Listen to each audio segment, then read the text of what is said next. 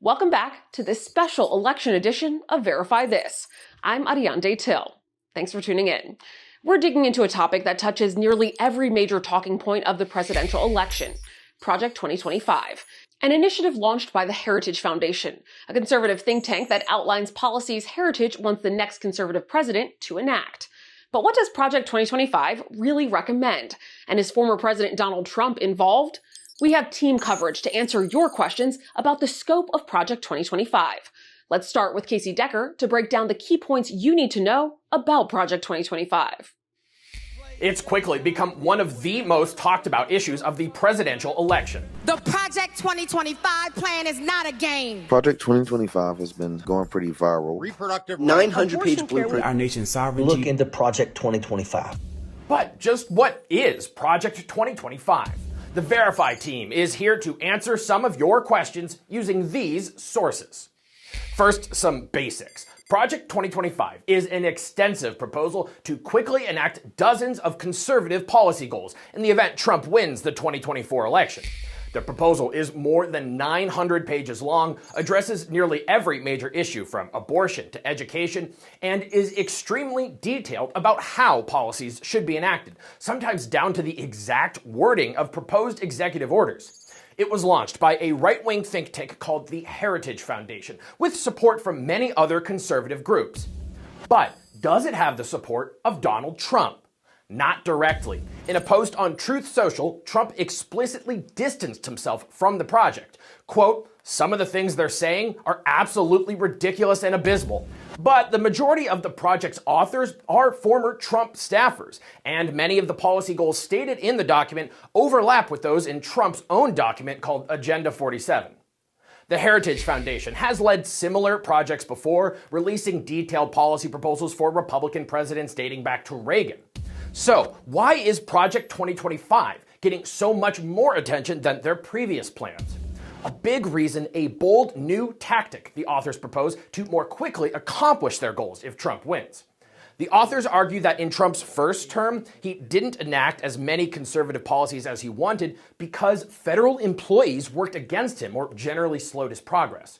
So, the plan proposes to fundamentally change the way parts of the federal government are run. Federal agencies are led by political appointees, people handpicked by the president. But the agencies are staffed by civil servants, millions of subject matter experts who can only be hired or fired based on merit, according to a long-standing federal law. Civil servants stay in their roles as presidents come and go, assuring that agencies from the FBI to the CDC don't have to be built from scratch every 4 years. But just before he left office, Trump signed an executive order that tried to reclassify tens of thousands of civil servants as political appointees to make them easier to fire.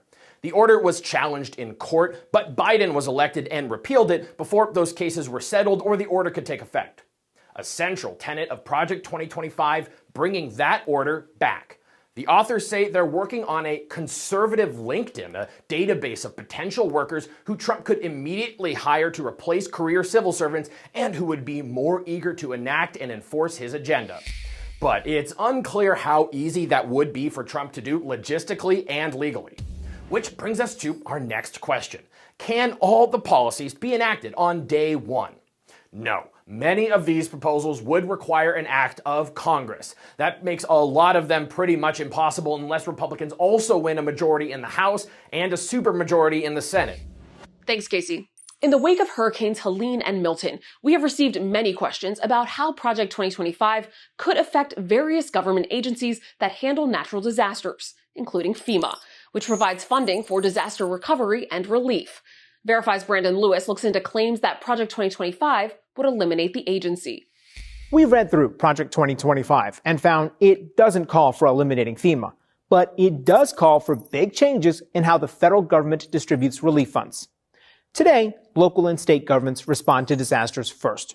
If they get overwhelmed, the governor can ask the president to declare a federal disaster, which triggers help from FEMA. Typically, the federal government pays for 75% of disaster-related expenses, and local governments pay 25%, although the federal share can be higher during severe events. Project 2025 recommends flipping the arrangement, so the federal government pays 25% and local governments pay 75%, although it would allow the feds to pay more during major incidents. The authors argue their plan would incentivize state and local governments to be more proactive in preparing for disasters. So, no, Project 2025 doesn't recommend eliminating FEMA, but it would put more of the financial burden of disaster recovery on state and local governments. Women's reproductive rights are one of the key topics pushing people to the polls this November. During the vice presidential debate, Minnesota Governor Tim Walz claimed that Project 2025 would mandate a pregnancy registry. Casey Decker looked into what Project 2025 really says. Their Project 2025 is going to have a registry of pregnancies. This claim is false. Project 2025 wouldn't require parents to actively register pregnancies. Instead, it would require states to submit data about abortions, miscarriages, and stillbirths after they happen. Currently, some states voluntarily report some of this data to the CDC. And while Vance has connections to the authors of Project 2025, the campaign has repeatedly distanced itself from it. With your Verified, I'm Casey Decker. So what are some things Project 2025 does call for?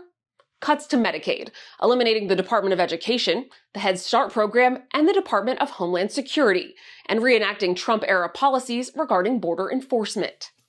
Coming up, we know campaign ads are all over your television screens. We verify whether candidates are guaranteed equal airtime and whether these ads even have to be truthful.